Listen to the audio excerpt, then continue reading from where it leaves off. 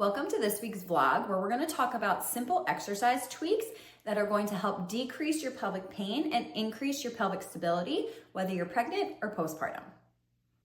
First, let's talk about why we get a little bit more pelvic instability and pain during pregnancy and postpartum. So if this is our pelvis, okay, we have this hormone called relaxin.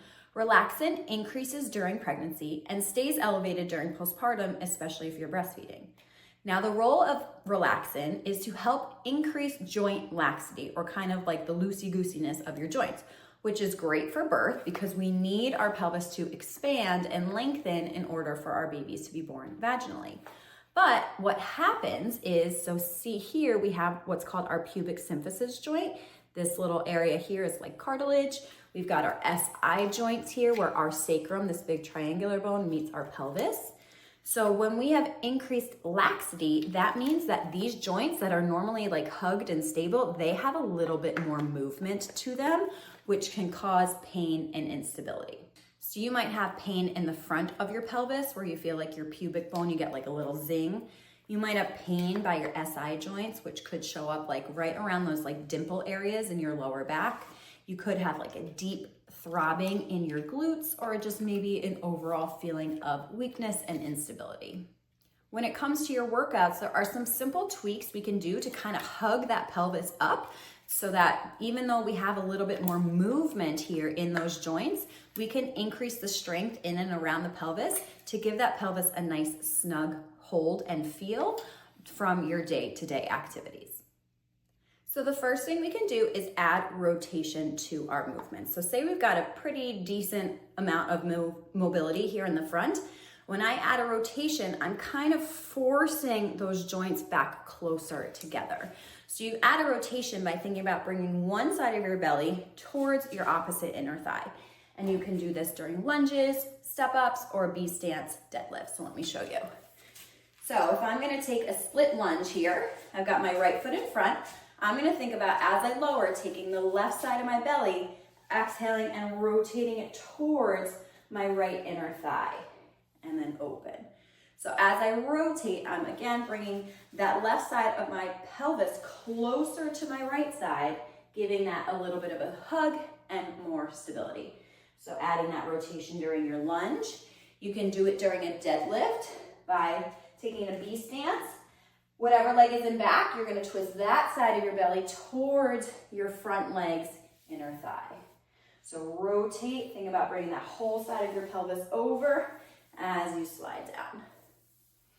And then in terms of a step up, you can do the same thing. So I've got my right foot on the block. I'm gonna twist the left side of my belly towards my right inner thigh and then come to neutral as I stand up. Come back down, add that rotation, exhale it up. If you're pregnant and you're looking for more modifications like the rotation to add to your prenatal workouts, check out my ebook, Still Lifting, Just Shifting. It's going to give you how to modify first trimester, second, and third, what that looks like, all of your options to help increase your overall stability and also maintain your strength as you move through your pregnancy. If a traditional parallel foot stance deadlift is bothering your lower back, we can take that into a B stance or a split squat. So I just showed you that for adding the rotation, but let's talk about how and why it's beneficial. So I'm gonna take that B stance. My feet are like they're on each side of a railroad track, and my back foot is like 6-ish inches behind my front heel. So I am going to still shift my weight back. I'm gonna bend my back knee as I slide down the front. Now you can do this just body weight, aiming to feel a big stretch down that front hamstring. Or if you had dumbbells, you would hold them on your sides. Now you wanna hold them on your sides because it's really easy to slump and round if they're in front of you. Okay, so your emphasis is to feel a nice big stretch on this front hamstring. Now, as you rise, you want to imagine that you were pulling that foot back along the floor to get deeper into your hamstring, which is going to take some strain off of that lower back. So I'm going to hinge down, sit back, bend that back knee. As I stand up, I'm going to imagine dragging my right heel along the floor, so now my hamstring and my inner thigh are a little more activated, and these guys can shut off a bit. So hinging and pulling back as I stand up. Inner thighs are often an undertrained muscle, but they're really important during pregnancy and postpartum, especially because they anchor to the bottom of your pelvis, which is going to help give your pelvis a little bit more stability. If you tend to walk in a pregnancy waddle where your feet are turned out, you're kind of shuffling, your inner thighs just get chronically lengthened and potentially weaker, which is going to cause that instability in the pelvis. So we can gently turn our inner thighs on during other exercises like squats, deadlifts, bridges on the floor, even core work or breath work to activate that deep core by simply putting something in between our knees and squeezing it on the exhale. So let's go through a few examples. Okay, and you can do a squeeze, you can use a Pilates ball, you can use a yoga block. If you don't have either of those, a couple of pillows so that your knees start at about hip width apart. It's great. So if you were to do a deadlift, for example, we're gonna stand up, put that prop between the knees. Okay, again, my feet are still about hip width apart. And I'm gonna just exhale, gently squeeze the ball and perform my deadlift here. So now I'm turning on my inner thighs as I hinge. Okay, depending on how far into pregnancy you are, if your feet can still stay narrow, or when you're postpartum, you can definitely do this. You can squeeze and do some squats. I would recommend having something a bit wider than if you were deadlifting. Okay, you can do this by laying flat on your back and doing some bridges. So gentle squeeze, lift up and down. All right, and again, you can do this for any type of core work, especially if you are postpartum, you're sitting doing some like Pallof presses, for example. You squeeze the ball, press out. You can do it during wood choppers, diagonal rotational chops, any type of rotational movement, core work, breath work. If you just add a gentle squeeze, you're going to turn on your inner thighs, which is also going to gently activate your pelvic floor, which will also gently activate your deepest abs. If you feel like your inner thighs could use a little pick-me-up, maybe right now they're a little weak, you're definitely stuck in that pregnancy waddle, or postpartum, you feel like you're still turned out and tight in those hips, definitely check out my free mini workout series. It's 6 different workouts. They're all under 10 minutes, so you can fit them into the nooks and crannies of your day. And there is one workout that's dedicated solely to strengthening your inner thighs. To help decrease overall movement within your pelvis and decrease what's called like this shearing force where your pelvic bones kind of move on one another, we can just decrease our overall movement in some of our exercises. So for example, instead of doing walking lunges, you would do a split lunge where both feet just stay planted. Instead of alternating step ups, you could do just one foot, leaving your foot planted on the block. So for example, okay, if I were to take a split lunge here, just coming straight down, straight up. Now my pelvis is in a fixed position, so I'm not getting that shearing rotational force as if I were doing a step through. Now, if you wanted to add even more stability, you can add that rotation that we talked about. Coming up and across, exhaling it down. Okay, so just instead of alternating backwards for each lunge or doing stepping, you just leave those feet planted. So same thing for your step ups. Okay, instead of coming up, up, down, down, bringing each foot up and down off the block, you can just leave one foot up as you come down. Exhale, press, smooth down. So now there is still some shearing on the pelvis, but it's just less overall movement. And then just like lunges, you can add that rotational component to give your pelvis, a little bit more stability. So if you're pregnant, as you get deeper into your 3rd trimester, I work with all of my clients to actually intentionally decrease their overall range of motion and movement just to scale things back. And if you're postpartum, that's actually where you want to start. You want to start with as minimal movement, as minimal joints involved as possible, and then build your way back up. So if you're looking for a roadmap or a few examples of how to do this, check out my pregnancy taper and postpartum rebuild roadmap below. Doing cross-body movements, meaning working one side of your upper body and the opposite side of your lower body, is really great for hugging the pelvis. So for example, if I were to work my left oblique, I would want to work my right quad and inner thigh. So what happens here is that muscular quote unquote sling is crossing over this pubic symphysis, the front here, and giving it that nice hug. So you have one sling on each side. We also have a sling called our posterior oblique sling, which is gonna run from one lat across your SI joint to your opposite butt cheek. So again, you have one on each side. So now that's helping hug your SI joint so that there's less wobbliness and instability. Okay, so we have 4 different muscular slings. 2 of them cross the body. They're all really great at stabilizing the pelvis regardless because they work the musculature in and around. And in the blog and below in this YouTube video, I'm going to add some links to check out more exercises that target each of these slings, but let's take a look at a couple of them. So if I want to work my posterior oblique sling, again, I'm gonna try and work one lat and opposite butt cheek to come across. So I could do something like a lunge with a row. So I would take weight in one hand, my opposite foot is gonna be in front, lunge down. As I rise, I'm gonna row back.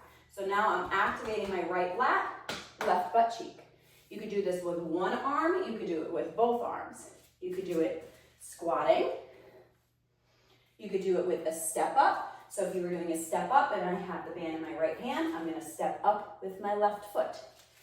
Okay, and just like before, depending on how your pelvis feels, you can either decrease overall movement or you can add a little more movement depending on how your pelvis feels. Okay, so those are some examples for your posterior oblique sling. For your anterior oblique sling, we're looking at oblique to opposite inner thigh. So you could do, for example, a Pallof press in a half kneeling position. So I would put my outside leg forward. Ideally, this band would be anchored about chest height. I'm gonna pull into my chest. I'm gonna dig this front heel into the floor and imagine now we're trying to pull it back. That's gonna help anchor my pelvis by activating my inner thigh and my hamstring. So I'm not actually sliding, but I'm giving that heel that intention. So I'm pulling, activating this inner thigh as I exhale and press out, engaging this oblique. Now, if you had a C-section, doing anterior oblique exercises is super important for you because that muscular sling was severed during your baby's birth. So we want to reactivate that to help give that pelvis in the front a little bit more stability. One more example would be a Copenhagen plank, okay? So that's gonna work your bottom oblique, your opposite inner thigh. So I'm gonna anchor myself here onto a bench, and obviously you need to build up to doing side planks like this. And then what I'm gonna do, so now I'm working my bottom oblique, I'm gonna exhale, drive my top foot into the floor, and unweight my bottom leg. So now this inner thigh is really turned on as this oblique works. Okay, so again, that is activating oblique, crossing the front pubic bone into opposite inner thigh. So doing cross body movements is gonna hug that pelvis, whether you're hugging the front pubic symphysis or the back SI joints. Most of us tend to favor one side and therefore be stronger on one side. So if you're postpartum and you find yourself always holding your kid on the left side, your left side of your body is probably a little bit more compressed, the right side's a little more stretched, and one's stronger than the other. So doing exercises where you're only weighting one side of your body, whether you're using resistance bands and or dumbbells, is great because it's gonna help even you out. Okay, you can still do this whether or not you tend to favor one side because it's always great to work your core one side at a time. So you can do this again with dumbbells and or bands. So for example, okay, if you wanted to do an offset squat, if you're pregnant, you would bring those feet out. You could just do weight on one side. The goal is to not let your body compress to that side or overcompensate and lean to the other. You could do it hanging, you could do it high, whether you're pregnant, postpartum, you can choose the foot position that works best for you. Okay, you can do this in lunges. You can do it in deadlifts, step ups, etc. So anything where you're weighting just one side at a time with a dumbbell or a kettlebell is great. Now, we also tend to have a weaker left inner thigh and right outer glute just based on how our anatomy is and most people's postural tendencies. So what you can do is add a resistance band to try and help offset that. You can do this for squats and or lunges. Don't really recommend doing step ups because it is a tripping hazard. So if I wanted to try and strengthen my left inner thigh, I'm gonna loop a band so that it's above my left knee, and I can either do squats here. My goal is to activate my inner thigh so that the band is not pulling my knee out. Okay, so I'm increasing the demand on this inner thigh to help kind of even everything out in my pelvis. I could do it squats, I could do it lunges. Okay, I could decrease overall movement and add that. I could add rotation and get like a little trifecta here. If I wanted to strengthen my right outer glute, I would step both legs in. Okay, it's a little awkward, but you could do it. And then I'm sitting down here. Can't really do this for lunges unless you're comfortable taking that leg out and potentially having a bit of a tripping hazard when you step back up. But if you leave your feet planted, you're good to go. Same thing, I could add a rotation. So now I'm getting extra work on my right inner thigh, decreasing overall movement and creating that forced closure on my pelvis. So lots of options here to tweak your workouts a little bit so that you can increase that pelvic stability, that hug around your pelvis, and therefore decrease your pelvic pain, whether it's during your workouts or during your everyday life. I hope this week's vlog about increasing the stability in the front of your pelvis, in the back of that pelvis, was really helpful for you. You enjoyed those exercise tweaks. Definitely try them out. Let me know how they feel. If you have any questions, you can drop them in the comments below. You can reach out to me on Instagram at BirthBodySoul. And definitely remember to follow, subscribe, and check out the blog post that goes along with today's vlog. I'll see you next time.